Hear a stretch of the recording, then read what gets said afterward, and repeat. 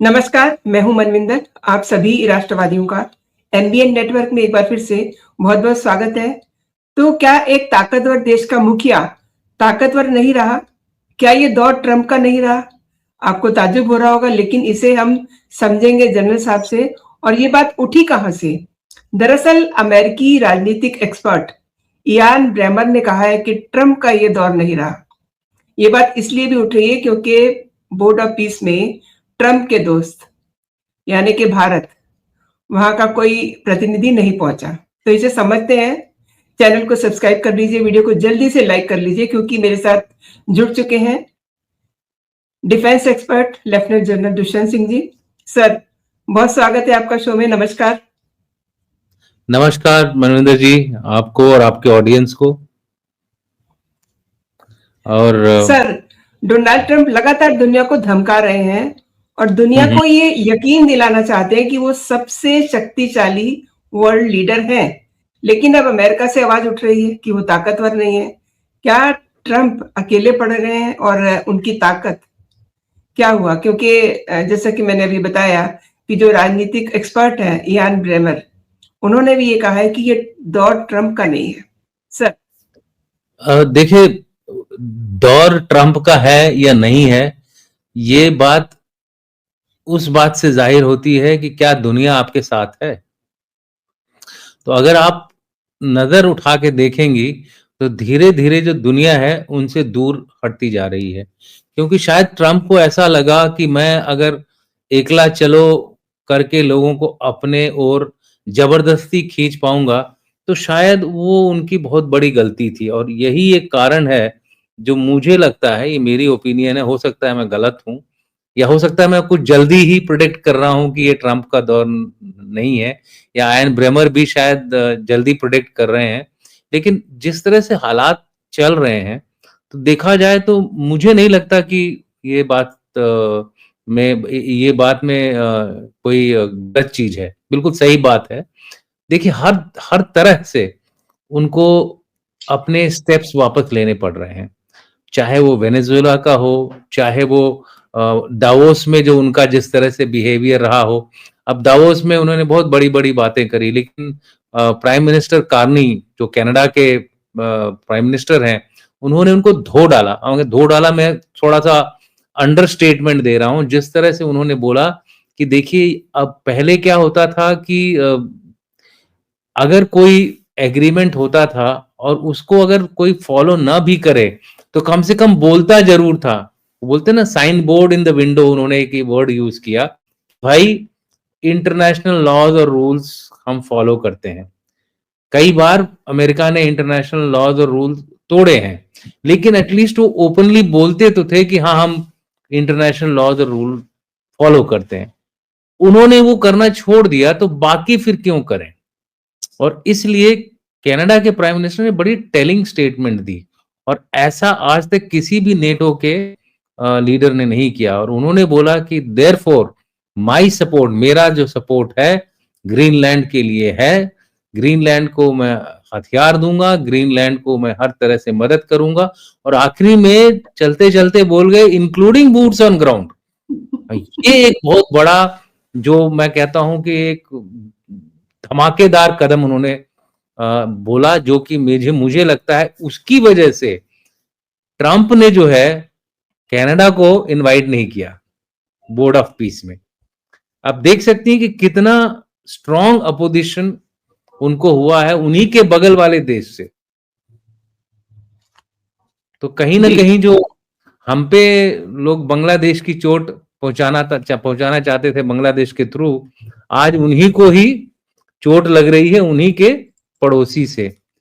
क्योंकि वो बोलने लगे गल्फ ऑफ मैक्सिको मेरी है, या कनाडा मेरा है, ग्रीनलैंड मेरा है।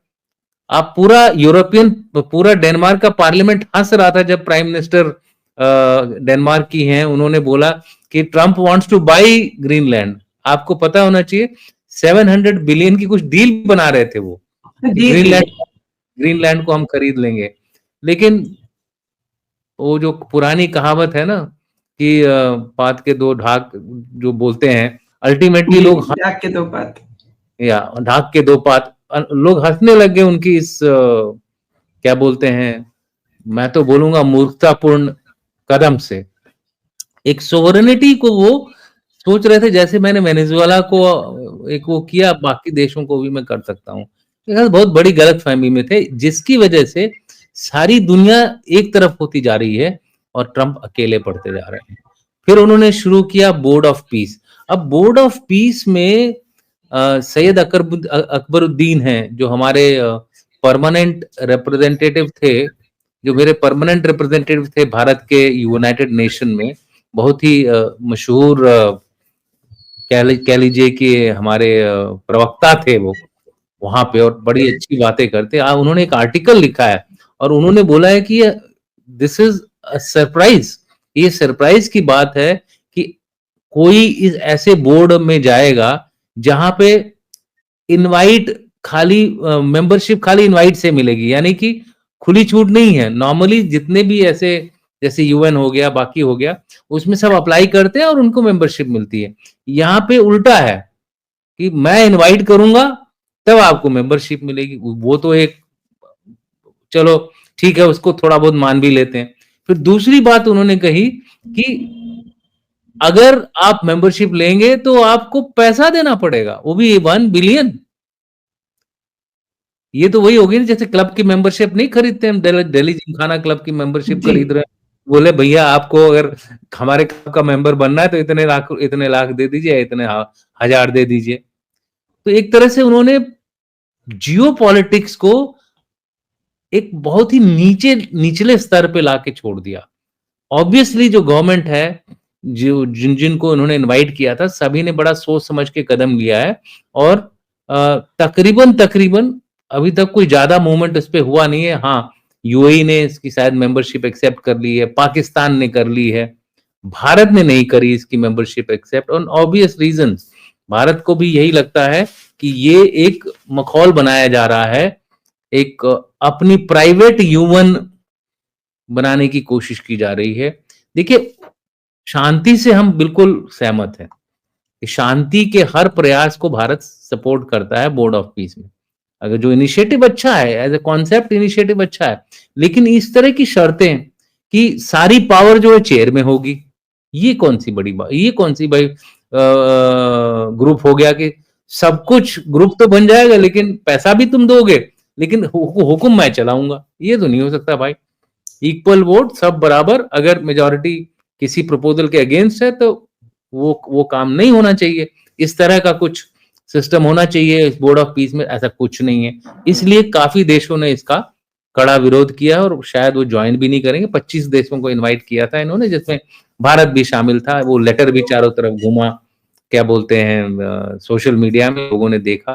कुछ दिनों पहले मैंने अपने चैनल पे इसका एक छोटा सा 15 मिनट का वीडियो निकाला था, खाली बोर्ड ऑफ पीस के ऊपर। नेक्स्ट चीज है भाई, खाली ये गाजा के लिए है, उन्होंने लिखा फ्यूचर कॉन्फ्लिक्ट्स ऑल्सो। तो फ्यूचर कॉन्फ्लिक्ट्स ये एक बहुत बड़ा आपने वो कर दिया इसका, तो इसको तो आपने एक सुपर यूएन बना दिया, सुपर यूएन सिक्योरिटी काउंसिल की तरह बना दिया आपने। तो आप फ्यूचर कॉन्फ्लिक्ट में आप समझते हैं इसका मतलब क्या होता है? कल को वो कश्मीर और उसको भी ले आएंगे। अभी से ही वो ढिंडोरा पीटते हैं कि मैंने 8 लड़ाइयां रुकवाई हैं। पहले तो आप लड़ाई क्रिएट करिए और फिर उसको रुकवाने का भी ठेका लीजिए।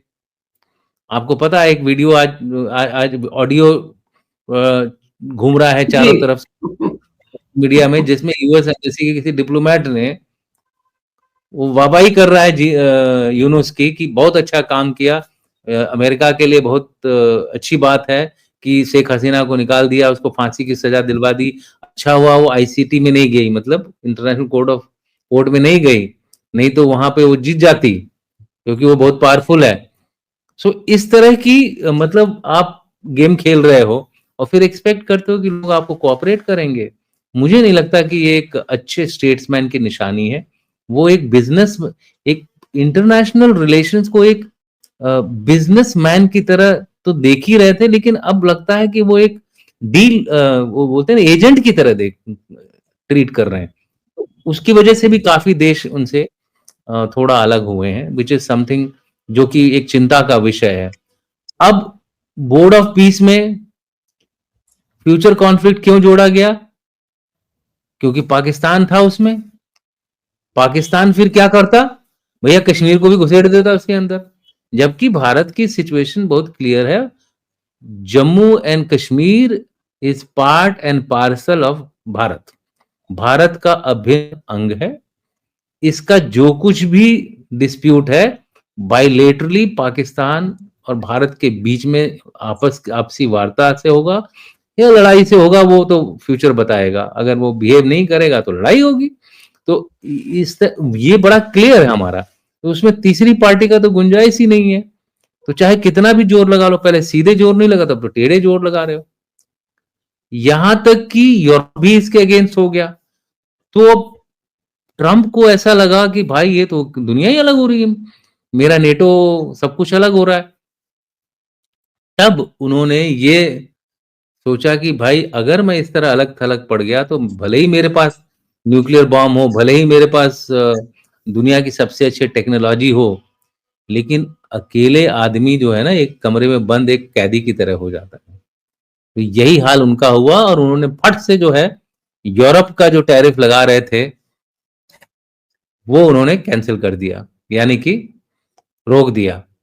कि नेटो जो अभी वो बता रहे थे ना कि हम यूरोप के ऊपर भी टैरिफ लगाएंगे, वो टैरिफ उन्होंने रिवर्स कर दिया। तो आज फिर शुरू हो गया स्लोगन टैको का, ट्रम्प ऑलवेज चिकन्स आउट, वो भी चल रहा है।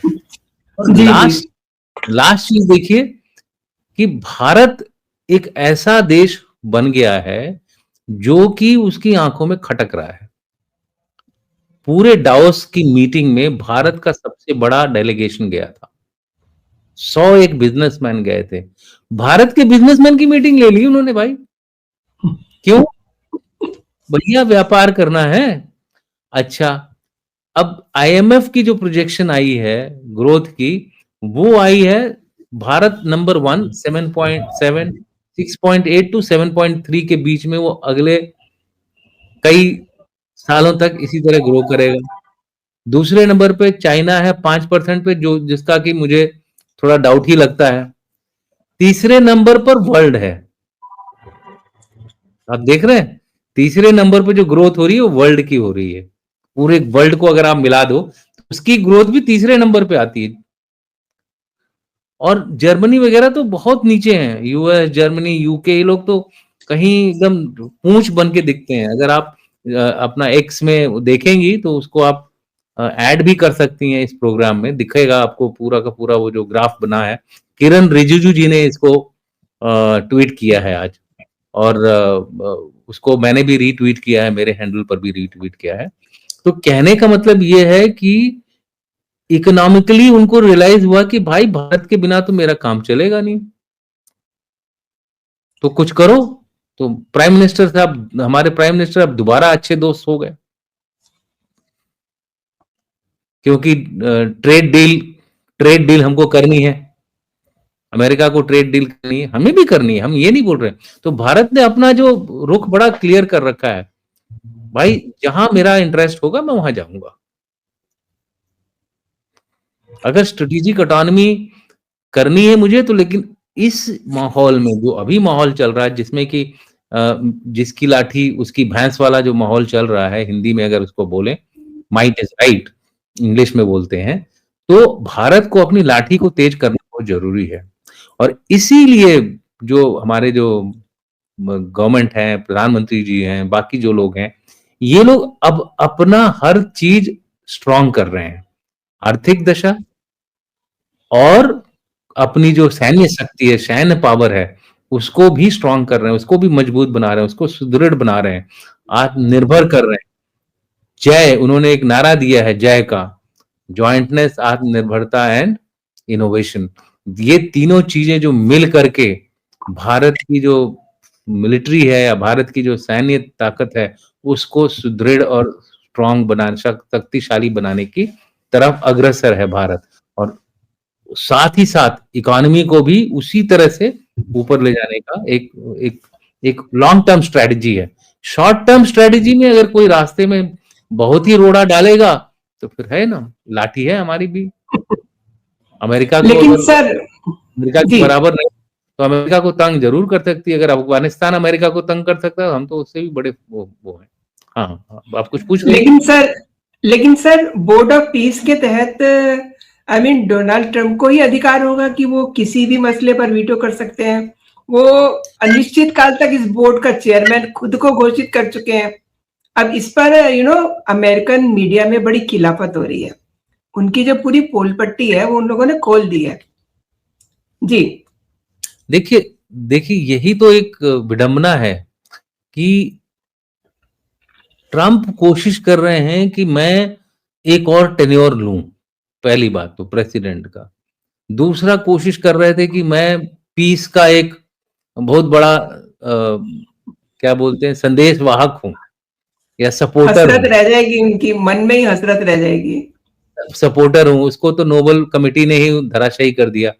अच्छा, तीसरा जो इनका वो था कि मैं इतिहास में जाना जाऊं, तो उन्होंने मॉनरो की जगह डॉनरो की डॉक्ट्रिन शुरू कर दी कि जी भाई अमेरिका में आप मुझे डिस्टर्ब मत करिए। अब अमेरिका वाले खुद ही आपके अगेंस्ट हो रहे हैं, कनाडा अगेंस्ट हो रहा है, मैक्सिको उनके साथ मन मार के सपोर्ट में है।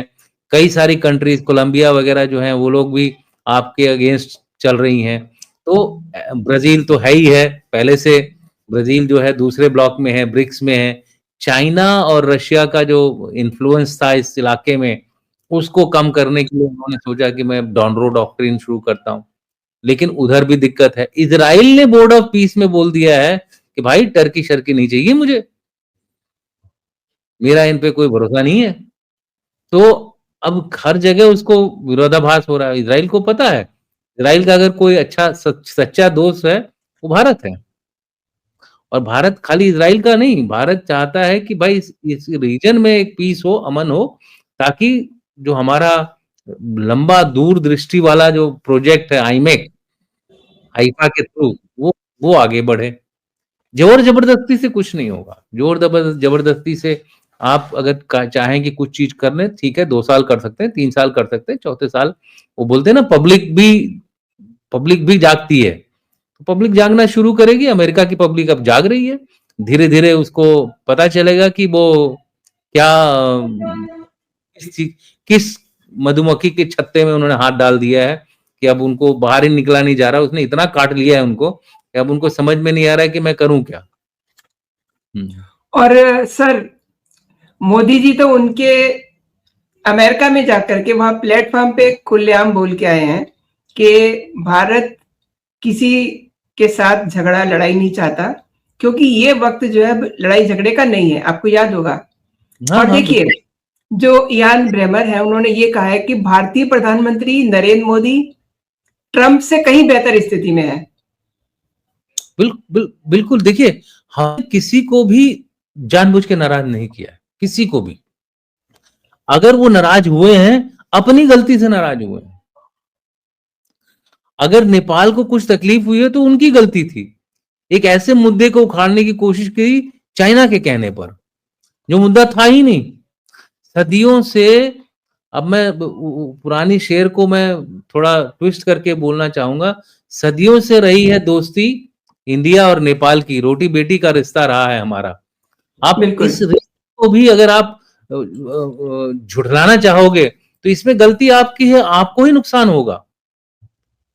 आप नेपाल तो बोलते हैं ना, राम जी की ससुराल थी जी। लेकिन जनकपुरी। सर लेकिन आप सर आपने चाइना का सुना और हमारे अगेंस्ट हो, तो वो नाराज हुए आप अपनी गलती से। भारत ने कभी किसी को नाराज नहीं किया। भारत हमेशा बोलता है। थोड़ा अंतर पहले से और अब में ये आया है कि पहले हम खाली शांति शांति बोलते थे, अब हम बोलते हैं शांति हमारा मेन मकसद है। हम किसी और के ऊपर प्रहार नहीं करना चाहते हैं, लेकिन अगर आप हमको छेड़ोगे तो फिर हम आपको छोड़ेंगे नहीं। यही एक अंतर आया है बहुत बड़ा। अब हमारे अंदर एक पावर प्रोजेक्शन की कैपेबिलिटी लाने की भी जरूरत है। अब हमारे अंदर ये दुनिया को बताना है कि भारत बदल गया है और भारत खाली अपने में सीमित नहीं रहेगा। जरूरत पड़ेगी तो आपके यहां पहुंचकर आपके ऊपर वॉर करेगा। या फिर अगर कोई कहीं हमारा इंटरेस्ट है तो वहां जा करके अपने बंदों को बाहर लाएगा, जैसे ईरान में अभी हमने किया, बांग्लादेश में हमने अब बता दिया कि सारे जो डिपेंडेंट्स हैं, एम्बेसी स्टाफ, जो गवर्नमेंट स्टाफ है, वहां वापस आएगा, बुला लिया है। लेकिन इसके बहुत दूर दूर के दूरगामी मतलब हैं, खाली ये नहीं कि बुला लिया, ये डर नहीं है, ये तैयारी है, ये किसी चीज को करने की तैयारी है ये। तो ये लोग समझ लें कि ऐसा नहीं है कि हम लोग बिल्कुल बुला रहे, it is a precautionary major. ये एक वो भी इशारा होता है कि भाई समझ ठुकोगे, जाओ, ठुकोगे। मतलब ये आपके कहने का मतलब है कि ऑप सिंदूर जो है उसका दूसरा पार्ट शुरू होने वाला है दूसरी जगह पे जाकर के, यानी कि दूसरे हाँ जी, पाकिस्तान पे। देखिए वो तो बन ही गया पाकिस्तान, जो पहले हाँ, पाकिस्तान था, पाकिस्तान बन गया। मैं तो उसमें मेरे अंदर कोई डाउट नहीं है कि जो जो सो कॉल्ड बांग्लादेश खत्म हो चुका है। जमात को जो है, बाकी जो दुनिया के पावर हैं वो जमात को पावर देना चाहते हैं। तारिक रहमान जो भी करना चाहें वो कर लें। इनफैक्ट ये भी उस पर उस ट्वीट में आया हुआ है, सॉरी उस चैट में आ रखा है, कन्वर्सेशन में आ रखा है कि यूएस डिप्लोमेट बोल रहे हैं कि बीएनपी गवर्नमेंट इतनी करप्ट होगी, वो अगर इलेक्शन जीत भी जाते तो अपने आप ढह जाएंगे और जमात दूसरे नंबर पे तो आ ही जाएगी। हम जमात फिर ऑटोमेटिकली पावर बांग्लादेश में ले लेगी। वो ये भी बोलते हैं कि भाई स्टूडेंट लीडर ने काम नहीं किया ठीक, ये तो यूनुस जो जीनियस है, उन्होंने यूनुस को जीनियस बना दिया भाई। उन्होंने यकीन किया कि शेख हसीना को फांसी की सजा हो जाए। लेकिन देखिए ना सर, अब ये जो हरकतें हैं, लाइक वेनेजुएला में इन्होंने एयरलिफ्ट किया वहां के राष्ट्रपति को, और अब ग्रीनलैंड में पंगे ले रहे हैं, तो ये सब चीजें भी कहीं ना कहीं काउंट होती है ना, कि आप अकेले पड़ गए, आप इतने लोकप्रिय नहीं रहे, यानी कि बिल्कुल। जिसे हम हमारी भाषा में कहते हैं कि भद पिटनी। देखिए, एक एक दुनिया में एक एग्रीमेंट हुआ, एक तरह से समझौता जैसा हो रखा है कि भाई सोवरेनिटी जो है ना, किसी की मत बिगाड़िए।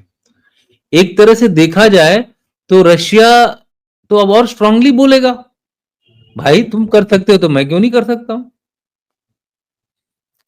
अगर तुम वेनेजुएला में जा सकते हो, उनको फीट के आ सकते हो, ग्रीनलैंड को अपना बना रहे हो, कनाडा को अपना बना रहे हो, तो मैं भी बनाता हूँ ना दुनिया के बाकी लोगों को भी अपना, जो पहले चले गए थे।